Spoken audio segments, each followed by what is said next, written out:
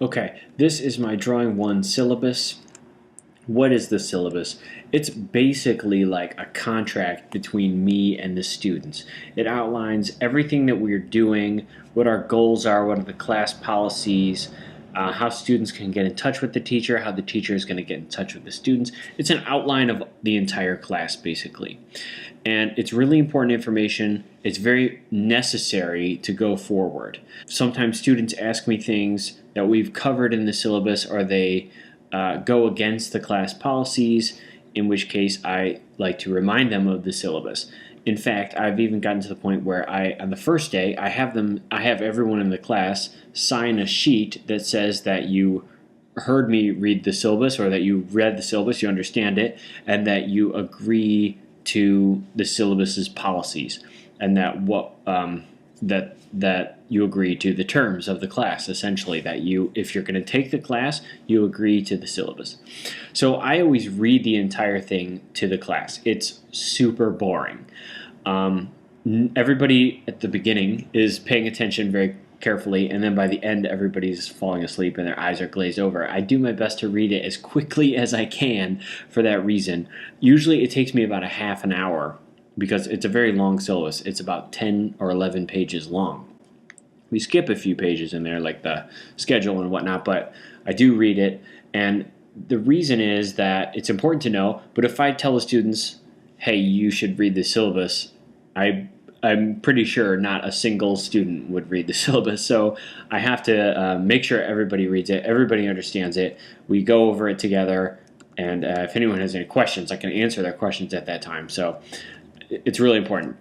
I'm going to make each section of the syllabus a separate video, but they will still be part of this like section 1 kind of thing, this sort of introductory section 1 series of videos in this drawing class.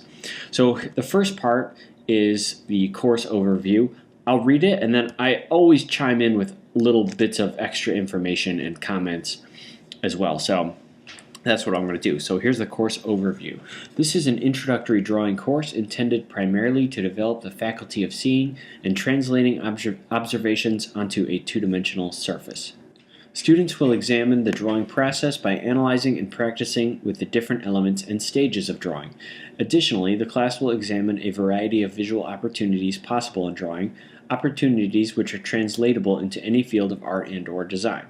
Understanding and applying concepts such as positive and negative space and analytical perspective will also enhance and inform the technical skill of observational drawing. So, little comment, what I try to do is I try to gear the class so that it's useful for people in a variety of art and design majors. I understand that most of the people taking the class are not going to become drawing majors. Some of them might be painting majors or animation majors or something like that, where they use drawing all the time. But then some of them are going to go into things like sculpture or photography or film, and they may use drawing, but they might not. And in any case, I try to make the class useful for them in that it's about, or a big part of it is, the class is ultimately about making good drawings, but a big part of it is about developing your ability to see objectively and to take responsibility for what it is that you've made, to have good craftsmanship. I try to use examples from all kinds of different media, like film stills and photography and prints and all kinds of different things, animation, all sorts of things. So it's not just drawing 1 for drawing majors or something like that. It could be useful, I hope, for all kinds of different majors. Students are encouraged. Here's the rest of it. Students are encouraged to bring the lessons they have learned from their other art classes into their drawing projects. For instance, topics relevant to two-dimensional design, another common art foundations class, such as composition, consideration for the format, contrast, and emphasis will necessarily be discussed, as they are inseparable from the drawing process. Students will also acquire an understanding of drawing ideas from the history of art and design. For example, works which employ positive and negative space, perspective, consideration for the format, and creative use of the format. Although it will not affect the grades given to drawing, students are encouraged also to bring their personal interests into projects where applicable. Little side thing I want to say is that is so important in a drawing class. I find that the students who make a point to bring their personal interests into whatever project it is that they're doing, they tend to do a lot better. They tend to be more invested in the project. They want to do the thing, they want to do it well because they care about it ultimately. So I always encourage people to do that. It doesn't mean, just because I love it when a student does that, it doesn't mean I'm going to give them a better grade. But usually they tend to get better grades, I've noticed, because they are doing a better job, because they care. Also, I always mention to students that we draw in this class a lot of things that are not that exciting, like very boring still lifes. Still lifes that perhaps are even kind of hideous. Maybe the still life objects that we have are not to your liking, and maybe it hurts your eyes to look at the setup, or you have no interest whatsoever in drawing the setup that we have, or the model that we have, or the interior that we have, or anything like that. You have no interest in it.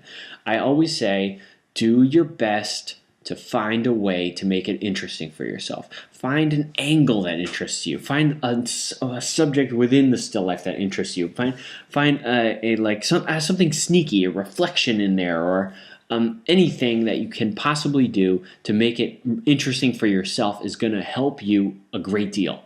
Again, students who just kind of like schlup their way through and they're not really interested and they hate it, they tend to do worse. When they have some way of finding it interesting for yourself, they tend to do better. Now, I can relate to this because I was an art student for many years. When I was a student, I took this portrait painting class. And the teacher set up this model, and it was like this tired old model, and they put this faded, gross background behind them, and there was this bland light coming in. It was just awful, and I was just so bored with looking at the scene that I couldn't even paint it. I just didn't even want to do it. So I just went to my studio, and I put on some dynamic lighting, and I put myself in an interesting coat, and I put a weird hat on my head, and I had this much more interesting to me kind of image to paint, and I made a really nice painting. And the teacher ended up taking pictures of the painting and showing it to classes for a few years after that. And I don't know if he's retired now or what, but so that was to me, showed me how important it is to find a way to make things interesting for yourself, because it can really make your work, it can really make or break your work. It really can. Continuing, examinations of this material will take the form of observational drawings made during class, take-home assignments, one quiz, several short videos, in-class exercises, PowerPoint presentations, instructor feedback, and group critique. A personal engagement with the class is required. You cannot just sit there like a lump in the class.